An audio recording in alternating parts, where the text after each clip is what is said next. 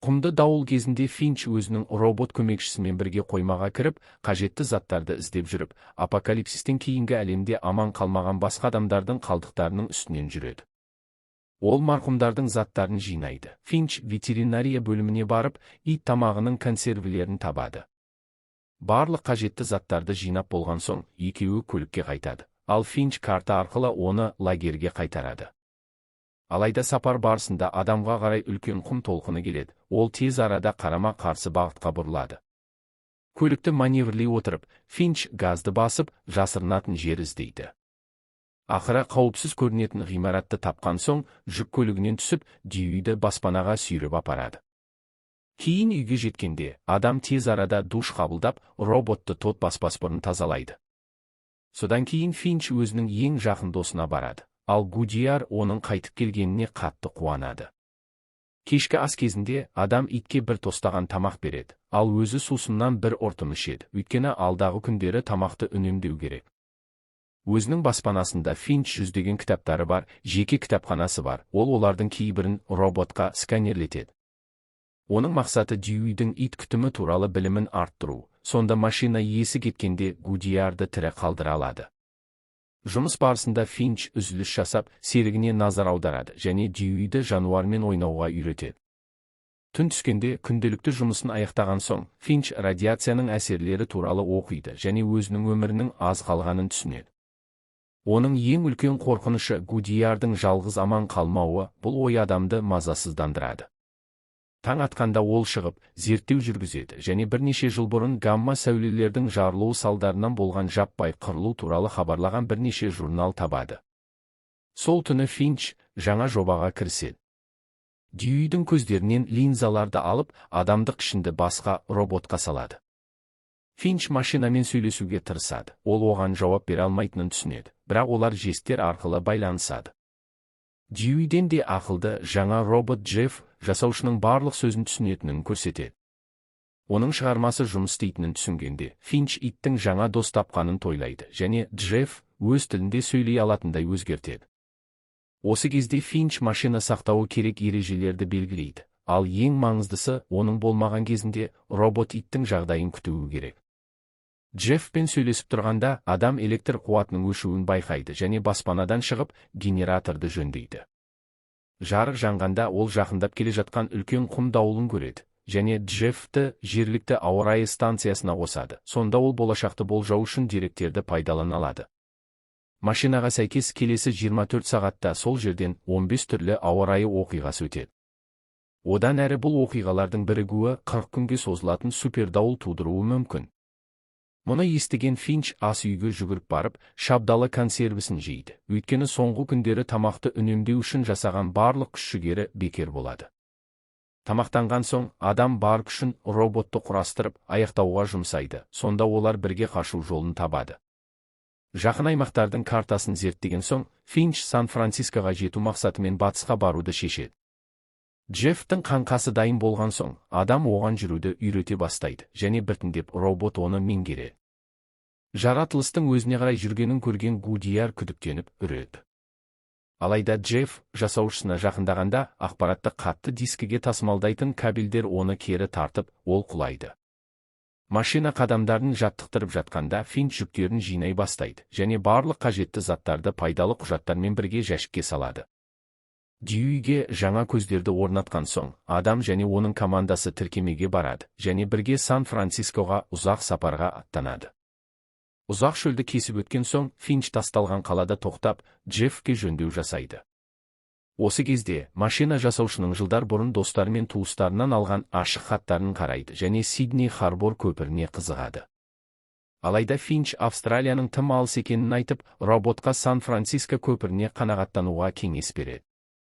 Осы сәтте, адам әлі 3000 километрге жуық жол бар екенін біледі, және өзінің мақсатына жету үшін уақыты жететініне күмәнданады, өйткені бірнеше сағат бұрын мұрнынан қан тамшыларын көрген. Тасталған қалада болғандықтан Финч заттарды іздеп жүруге мүмкіндік алады, және Джеффті бірге алады. Радиациядан қорғайтын костюмін киген соң, адам тіркемеден шығып, роботқа тамақ іздейтін жерді көрсетеді.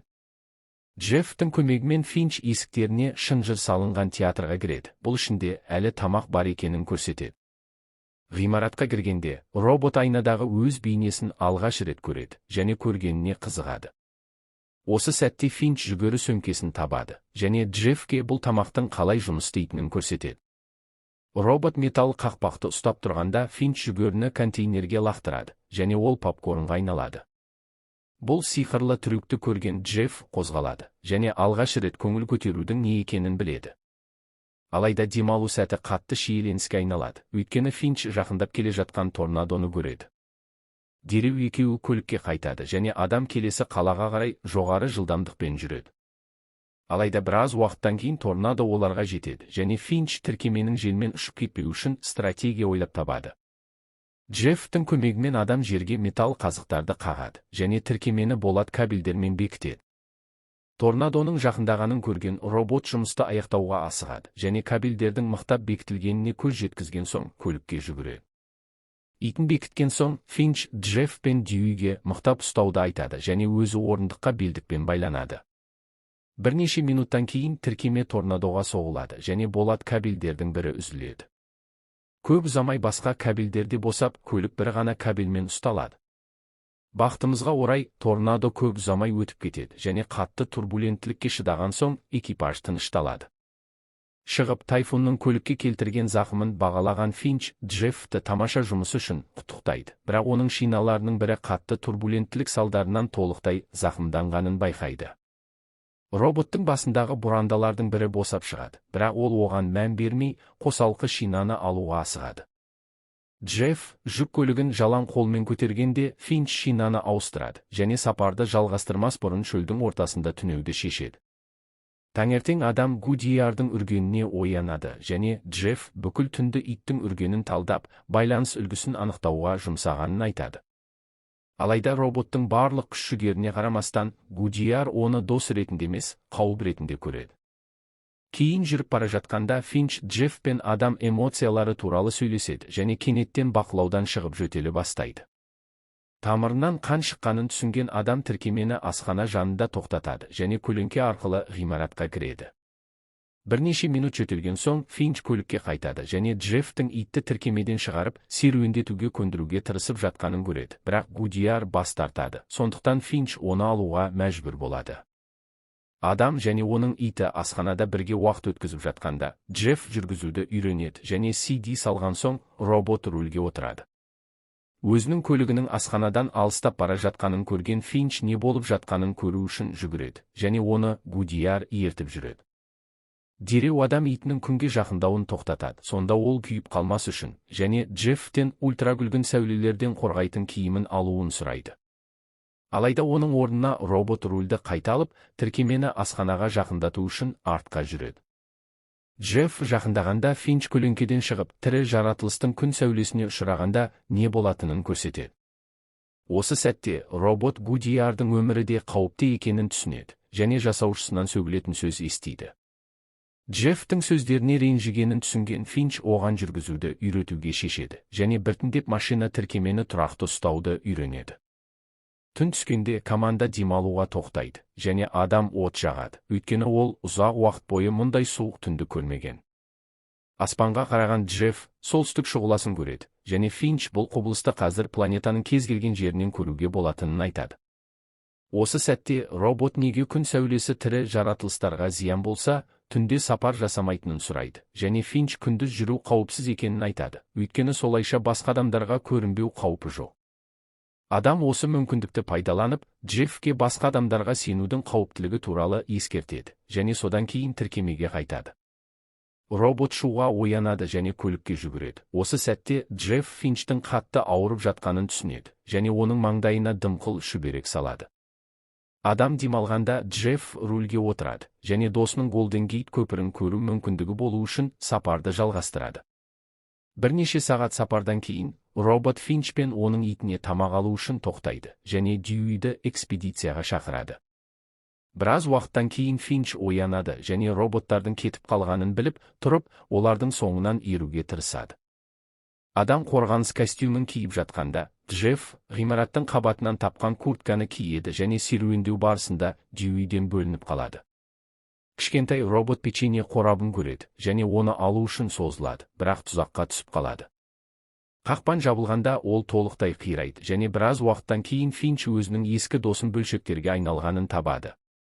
Роботтың қозғалуға тырысып жатқанын көрген адам толқып, оны мәңгілікке өшіреді, өйткені оны қалпына келтіре алмайтынын біледі. Осы сәтте Финч жоғарыдан шу естиді және сол жерге жеткенде, Джеффтің тапқан дәрі-дәрмектерін жинап жатқанын табады. Робот қайтадан оларды тұзаққа апарған үшін сөгіледі және Финчке қашу жолын табуға көмектеседі. Джефф шығуға қарай жүгіріп бара жатқанда, Дьюидің қайда екенін сұрайды және оның қирағанын біледі. Тіркемеге кірген соң Финч рульге отырады және қаладан тез шығады, бірақ басқа көлікке байқалады. Қуғыншы екеніне сенімді болмаса да, адам Джеффке рульді алуын бұйырады, сонда ол қаруын алады, бірақ ұйықтап қалады. Түн түскенде Финч оянады және артқы айнадан арттарындағы көлікті байқайды. Дереу адам фараларды өшіреді және Джеффке қараңғыда көре алатынын біліп, қашуды бұйырады. Балама жолды көргенде, Финч рульді бұрып, көлікті жолдан шығарады, Джеффтің ескертулеріне қарамастан. Жасаушының бұйрығы бойынша робот газды басып, жер асты өткелі арқылы өтуге тырысады және апатқа ұшырайды. Тіркемедегі күн панелін қиратуға жауапты болғанын түсінген Финч дүрбелеңге түседі, өйткені қазір оларда электр жоқ қана емес, қозғалу мүмкіндігі де жоқ. Қуғыншылардан құтылу үшін Джефф шығып, көлікті итеріп, оны көпірдің астына жасырады. Көліктің кетіп бара жатқанын естігенде, Финч ақыры тынышталып, шығып, өзінің тіркемесіне келтірген зақымын бағалайды. Осы сәтте ол итін Сан-Францискоға апара алмайтынын түсінеді, өйткені қатты шаршап, жоғалтқанның бәрін қайта құруға шамасы жетпейді. Не істерін білмей, Джефф даулда тұрады, ал Финч Гудиармен бірге қалған уақытын ләззат алады. Джефф көлікке кіргенде, адам оған итін қалай тапқанын айтады. Финчтің сөзіне қарағанда бірнеше жыл бұрын күн жарқырауы болған және кейбір адамдар сәулелерден қорғану үшін үйде қамалып қалған, ал басқалары аман қалу үшін қажеттіні жасаған. Қысқа уақытта ештеңе болмағандай кейіп танытқандар жойылып, аман қалғандар қалған ресурстар үшін күрескен, ештеңе қалмағанша. Тамақ іздеп жүріп, бос супермаркетте Финч қыз бен оның анасын толық арба азық-түлікпен көріп, оларға көрінбеу үшін жасырынған. Макарон қорабын ұрлатпау үшін адам сөренің артында жасырынған, бірақ кенеттен көліктің жақындағанын естиді. Көліктен шыққан адам ана мен қызды арбаларын ұрлау үшін атып өлтірген. Қылмыскер кеткенде, Финч қыздың қызғылт рюкзагінен шыққан әлсіз шуды естиді және оны ашқанында қорқып тұрған күшікті табады. Ол содан бері оның жалғыз серігі болған. Осы толқынды әңгімені айтып болған соң, адам ұйықтап қалады және келесі күні таңертең оянады. Көзін ашқанда Джефф түн бойы жүргізгенін және қазір Сан-Францискодан 800 километрден аз қалғанын біледі. Кенеттен ашық хаттарды оқып отырған робот әйнекке соғылған жәндіктердің пайда болуына таң қалады. Көліктің алдыңғы әйнегіне ұрылған көбелекті көрген Финч сырттағы ультракүлгін сәулелердің мөлшерін өлшейді және қорғаныс костюмсіз шығу қауіпсіз екенін біледі.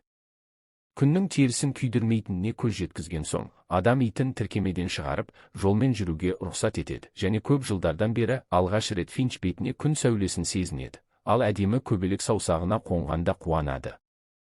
Жаңа шындыққа қозған Финч ең әдемі киімін киіп, ұзақ уақыт бойы ең жақсы тамақты жейді. Осы сәтте Джефф Финчтің Сан-Францискодан алған ашық хатын сұрайды. Карточканың жасаушының әкесінен келгенін білген соң, робот сұрақтар қоя бастайды және Финч әкесінің туғанға дейін кеткенін айтады. Финч әкесі туралы білетіні ол инженер болған және көпірлер салу үшін үнемі сапарда жүрген. Сондықтан 15 жасында әкесінен бір күні кездесеміз деген үмітпен сол ашық хатты алған. Біраз уақыттан кейін Финч әкесімен кездескен күні, ақылды көрінсін деп сол костюмді сатып алған, бірақ ол сәт келмеген. Осы сәтте қолшатыр астында отырып, алдындағы шөлге қарап тұрған Финч әрқашан армандарын кейінге қалдырған үшін өкінеді. Жасаушының Голден Гейт көпірін көру арманы үшін көмектесу мақсатымен Джефф тез тұрып, сапарды жалғастырады. Егер қазір шықсақ, Сан-Францискоға 18 сағаттан аз уақытта жетеміз дейді. Алайда Финч өмірінің аяқталуына жақын екенін біледі және Джеффтен өтініш жасайды. Роботқа өзі кеткен соң Гудиарды жақсы күтуді уәде еткізген соң, адам соңғы сағаттарын итпен ойнауға жұмсайды және Джефф жануармен жақсы қарым-қатынас жасауды үйренеді. Алайда әр жолы робот теннис добын лақтырғанда Гудияр оны келіп Финчке береді. Сондықтан Джефф ол иттің сеніміне ешқашан кіре алмайтынын түйеді. Ойын барысында Финч жөтелі бастайды, және киіміне қан шашылады. Осы сәтте Джефф оны тіркемеге ертіп апарады, және қалай көмектесе алатынын сұрайды. Сондықтан Финч оны құшақтап, роботтың әлдеқашан жеткілікті жасап жатқанын айтады. Өзінің шығармасын жақсылап қараған соң, Финч иттің қасына жатып демалады. Ал Джефф сыртта тұрып, әдемі күн батуды қарайды. Түн ортасында Гудияр бірдеңені сезіп, үре бастайды. Содан кейін Джефф жасаушының кеткенін түсінеді. Адамды ақ шүберекке ораған соң, робот денені тастардың үстіне қойып, от жағады. Келесі күні таңертең қоштасудан кейін, екеуі шығуға дайындалады, және көліктің бакын толтырып жатқанда, Джефф әдемі көбелектің аспанға еркін ұшып бара жатқанын көреді. Басқа роботтардан айырмашылығы, Джефф адам эмоцияларына өте ұқсас сезімдерді еліктеу қабілетіне ие болған, және Финч жоқ болған соң қайғырады. Соған қарамастан, ол ит тамағының консервісін ашып, итті тамақтандырады, және содан кейін Гудияр оны ойнауға шақырады. Допты лақтырған соң, Джефф иттің оны әкелуін күтеді, және Гудиярдың ойыншығын өзіне бергеніне таң қалады. Қозған робот Сан-Францискоға сапарын жалғастырады, және жолда бірнеше рет тоқтап, итті тамақтандырып ойнайды. Тез арада екеуінің арасындағы байланыс күшейеді, және біртіндеп олар жақсы достарға айналады. Ақыры Сан-Францискоға жеткенде, Джефф Голден Гейт көпірінің жанындағы ескерткіш тасты көреді, және сол жерден өткен адамдардың қалдырған барлық фотосуреттерін мұқият қарайды. Финчтің ашық хатын тақтаға ілген соң, ол басқа адамдарды іздеуге шығады. Жасаушысынан айырмашылығы, Джефф мәңгі қорқынышта өмір сүргісі келмейді. Сондықтан тәуекелге барады, өйткені мағыналы өмір сүрудің жалғыз жолы осы екенін үйренген.